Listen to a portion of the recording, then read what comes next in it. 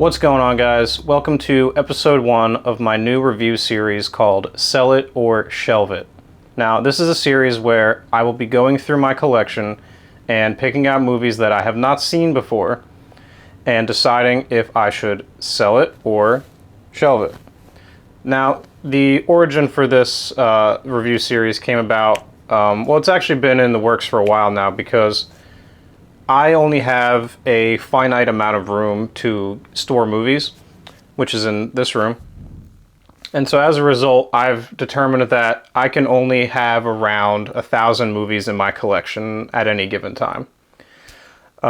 So because of this, I've decided that I need to start A, working my way through stuff that I haven't seen before, and B, deciding if I even need to have it in the collection at all. So henceforth the beginning of this series. I figured this would be a fun way to go through my movies, give me some more incentive to actually start watching the stuff I need to watch, and make it a little more interesting, and so you guys can kind of weigh in and see where I fall on some of these titles. Some of them will be a little more niche, some of them will be more popular movies where you'll be like, I can't believe you haven't seen that. As is the case with today's movie. So yeah, we're just going to work our way through and kind of decide with me as I go on this journey of curating movies, because I want to continue to buy movies. I love blind buying movies, especially, which is how I wound up with a lot of these. Because of this, because I want to keep buying movies, I need to get rid of stuff too. I got to be honest with myself and ask myself, do I really need this? It's probably time to get rid of it. It could still be a movie that I like and that I enjoy, but I don't necessarily need to own it. And that's where the, conversations will be had with this series. So I'm excited. Let's get into it with the first movie of this, episode 1, Memento, from Christopher Nolan. I figured this would be a good place to start because I'm just going to spoil it right now. I will be shelving this one. This movie might be the definition of rewatchable. The way that this movie is structured is unlike any movie that I've ever seen before, and it might be the only movie in existence that is structured this way. It's hard to explain how this movie is actually structured. If you've seen it, you know what I'm talking about. If you haven't, it's a little more difficult to explain it.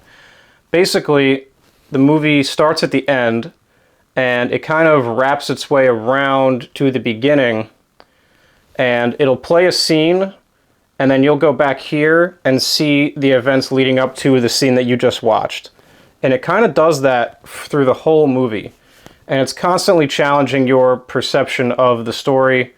How reliable is the narrator, played by Guy Pearce? It's so engaging, and it's the type of movie that as soon as it was over, I was like, I need to watch this again. I had been toying with this idea for this series for a while. This movie really was the sort of final nail in the coffin that said, okay, this would be a good fun place to start. Not every movie is going to be as rewatchable as this one, obviously. And that's where we'll get to see some variety in these episodes. So look forward to some of that pretty soon, because not all of them will be as, getting as glowing reviews as this one. But yeah, I got this on eBay because I was looking to fill out the rest of Christopher Nolan's filmography, and this was a big one that I had not seen. It's smaller in scale than what Nolan's doing now. It feels like Nolan could never make a movie of such a small scale after, the stuff he's done nowadays with Inception and Tenet and Oppenheimer and Interstellar, like such grand stories that it's easy to forget that he did a movie like this, which is such small scale. But yeah, it's really, at its core, it's just like,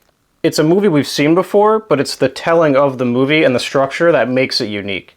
It's a guy looking for revenge for his wife, and it's sort of noir in that he's sort of doing these investigations, and he's talking to this person, and he's going to this place, and, he's got to beat this person up for information. That's not what makes the movie unique.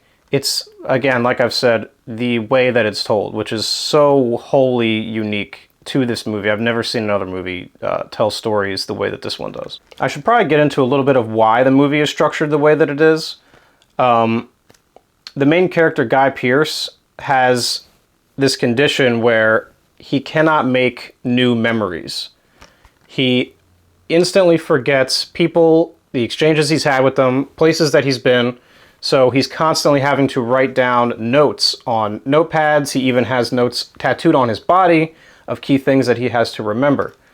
So we are being shown him in situations where he has already forgotten things that have happened 5 minutes prior. And then we'll cut back showing the things that led him to be in the situation that he's in now. And the movie gradually makes more and more sense as it goes on. For some people, this might be a little bit of a frustrating way to watch a movie. You know, people might want something more traditional. That's totally fine. I'm probably the same way. Like, if every movie was structured this way, it would get annoying. But because this is the only one that I've really seen where it's like this, it was welcome. It was refreshing. I really enjoyed the way that Nolan tells this story. So yeah, if you haven't seen Memento, definitely check it out. It's very much worth a watch. One of Nolan's first movies. For me, not one of his best, because the bar is so high for him. You know, even one of his worst movies for me is still a good movie.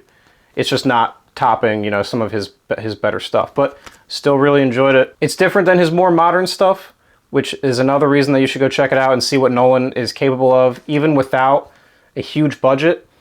This is why he's able to make the movies that he's been making, is because he really proved himself as being a talented director with this movie, as well as a couple of others, like I think Insomnia was around this time. This is just episode 1. I've got roughly 70 to 80 titles still in my collection that I have not seen, which might seem like a high number or a low number, depending on how many movies you have in your collection that you haven't watched or seen. Like I said, I've got around 1,000 titles right now, so I think that's pretty good. So I'm going to be working my way through them, and I'm going to keep watching more, and I'm going to keep making these videos in this review series where I talk about if I'm going to sell it or shelve it. So hopefully this is interesting to you. Let me know in the comments what you think, if you're looking forward to seeing more of these. And let me know your thoughts on Memento as well. Let me know what you think about it. Do you like the way this story is told? Is it annoying to you? Let's discuss it. Thanks for watching. Take care and watch more movies.